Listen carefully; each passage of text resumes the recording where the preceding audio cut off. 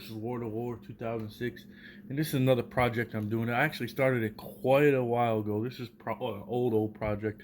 I actually took the handguard off because I actually ordered a new one, and I never had a stock for this, so this was always an incompleted build that I did. You can see that the barrel is quite long.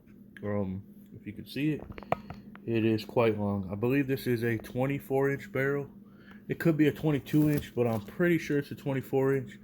If I had my tape measure here right next to me, I would do it, but hang on one sec. All right, little YouTube magic, I'm right back. Got the tape measure. So from the end to the barrel to the end of the break here is actually longer than 24, but I believe that's because of the extension. The extension is given a little bit. So it is probably a true 24-inch barrel, but we're not counting the threads. If we are, it's a little over 24. And then we are going to use a bigger compensator, or yeah, I believe this is a compensator. I'm using this one. I got this around the time that I was going to do the build. Some of these parts might not be available anymore. I got this from Primary Arms. I forget the name of it. Sorry I wasn't in frame, but I forget the name of it, but it was pretty cheap back then. I think it was under $20. This build actually started in I think like 2017, so it's quite a while ago. I just kind of put it on the back burner because the stock that I wanted was a let me see here. This ain't the one I wanted, but I got something close. This is a PRS light from Magpul, the stock that I got, and it's over here in the box. I've had this scope for a while. I believe it's a pretty nice scope. You can see it right here. I got this a while back too, and I haven't used it. It is a 4 by 16 by 56. It has an adjustment for your ability there. I think that's for the blurriness, and then it has an adjustability down here in yards, the 10, let's see, 50, and then you come way back out here. It's like 25, 50, 100, 150, and then out to, I don't know if it's 00 yards. I'm not exactly for sure what that is. We go back here, and then that's just 0. But yeah, it's pretty cool. I had all this assembled, the upper anyways and all that, but I decided to disassemble it just because, like I said, I got a nicer handguard that's on the way, and we'll make a video of that when it comes, which you might see that video first. I don't know yet, but just a normal upper here, and I did make that flat, and I think I don't know if I did the inside or not. I can't remember. I took like a little tool in there and made it real precise. But this barrel is fluted. It is hang on.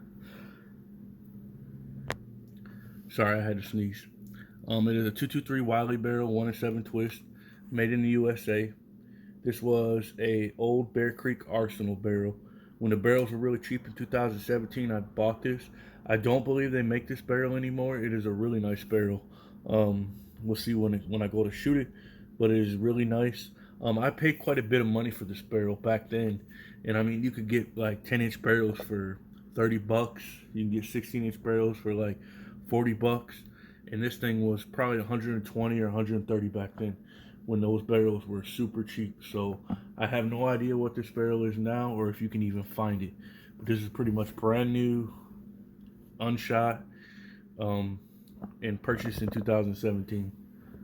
So and the cool thing about the lower is it was a custom lower they were doing back in that time frame. So this was probably around Thanksgiving when I first started it. It says Turkey Day 15, and a gobble is what the first serial number starts off with, and it's a low serial number. It's in like 3 digits, and then the selector is, you can see right there, gobble, plucked, stuffed, which is pretty funny. Palmetto State Armory, and I did color fill this. It didn't come like this. I color filled it, which I thought was kind of cool. And the same thing on the other side. This is one of their limited edition lowers, and I also have a Ames surplus trigger in here.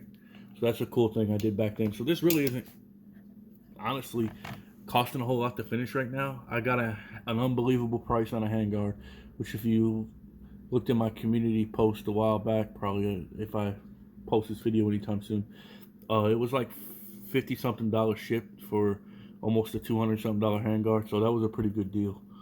That was for Father's Day sale. So that's how old this video is. If I post it kind of later, Father's Day of 2023. Yeah, and I got this for Father's Day for 2023 too. So I'm not in a frame. This is that Magpul stock I was talking about, the PRS Lite, and I'll probably end up getting a buffer pad for this, just a thicker to make it a little longer because I'm kind of big. I'm over 6 feet. But yeah, I ended up getting this at a local gun shop for 99 bucks plus taxes, so it came out to like 110 out the door. It was brand new.